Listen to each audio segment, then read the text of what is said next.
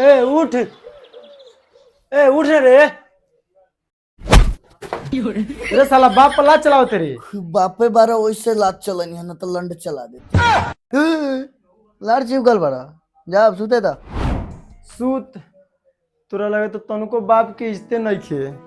हम यह जगह तोरा खातिर लड़की देखे जाए कर लो। ओ सुखारी महतो ठीक बा के उजार का पहन ली। लाड़ तकले बड़ा होने चलो ना तो हमरा मेहरारू को तो जगह बियाह कर दिया। चलो ना है ना सुना एगो हमार दोस्त बा ओकरो के ले चलो जाओ। संस्कारी घर के हनु पूरा संस्कारी है इज्जतदार घर के है।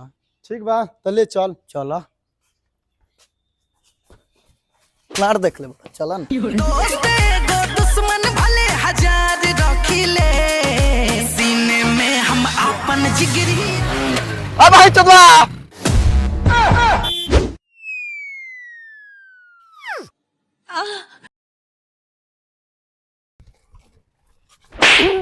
मार निकोली तोरा मैं ठेकला हुआ जी बोल ले हां हमरा इलनार तक तोरा कहनी अच्छा से गाड़ी चलावेला बार खानी गाड़ी चलावत हट पीछे खाली पिटोइबे करब तू हटा पीछे चलाई हम भाई छोड़ दी जाई रहुआ बूढ़ पुरानिया बारन इंगलनार के लुरबा फिर ताकते बार तू जा जा भाई जा समझा दे रखी। हाँ समझा देते जा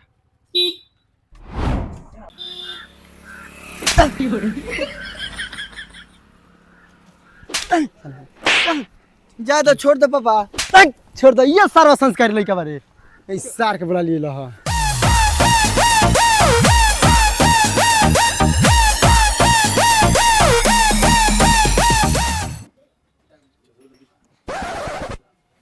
हई कौन नाश्ता ह बिस्कुट भुजिया हमरा घरे जइबे नु तो रसगुल्ला रसमलाई या हौ करियक्का होला लाल मोहन से नीचे बात ना कल जाला काजू किशमिश से प्लेट भर रहेला रउआ हम लार तक ले बनी लार खाई तो अगुए बाई रउआ ऐसा जगह रउआ साड़ी लगा देनी कि हई नाश्ता में लेके आयल बा सब बिस्कुट पाक हम ना करम नाश्ता गजब टूबीबाज आदमी ऐसे करे के नाश्ता लोग ना करे के चाहिए।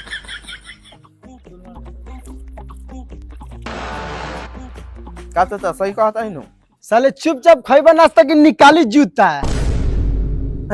खाते पहले बनी तोरे कते खाइला तो खात नहीं उसको गजब टूबीबाज आदमी।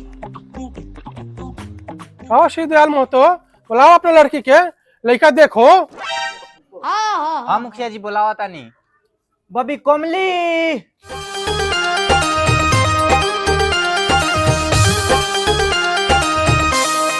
ये जो दिल में कयाम करते हैं बोले सुना प्यारे ऐसा लगा था कि हाथ में चल जाई कुछ करे के पड़ी हमें।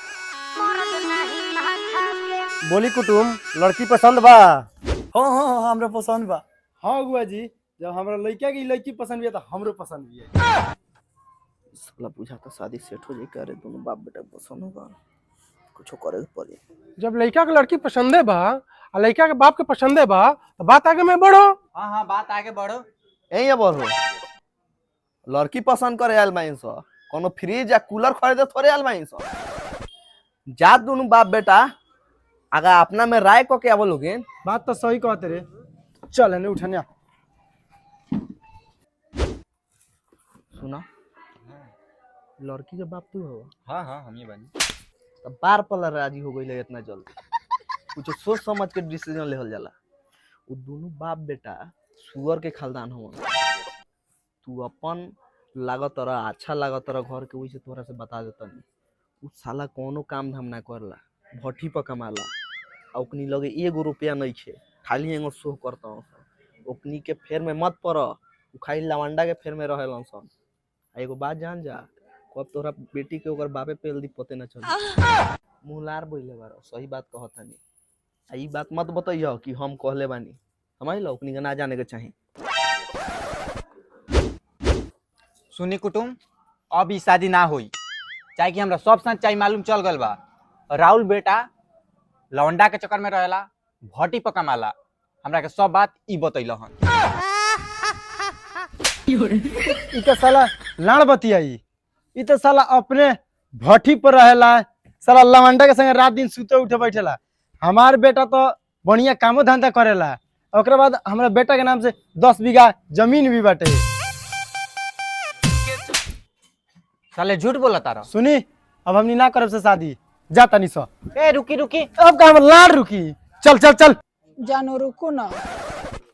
पापा अब तो जानू को दिला। हाँ हाँ हाँ चलो ना। ये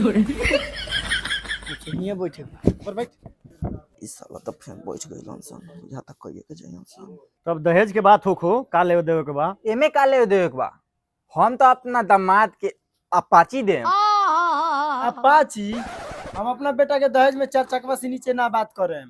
लो भाई तू देवा अपाची आई मांगता 4 चकवा, ए जन बियाह कट गल। चलो उठा उठा जा जा। जानो रुको ना। हमार लार जानू खाली जानू जानू कइले बारू। बाप के समझाओ को दहेज देवेला। देखो उ 4 चकवा मांगता, हम फ्री में राजी बानी। रसिया घूम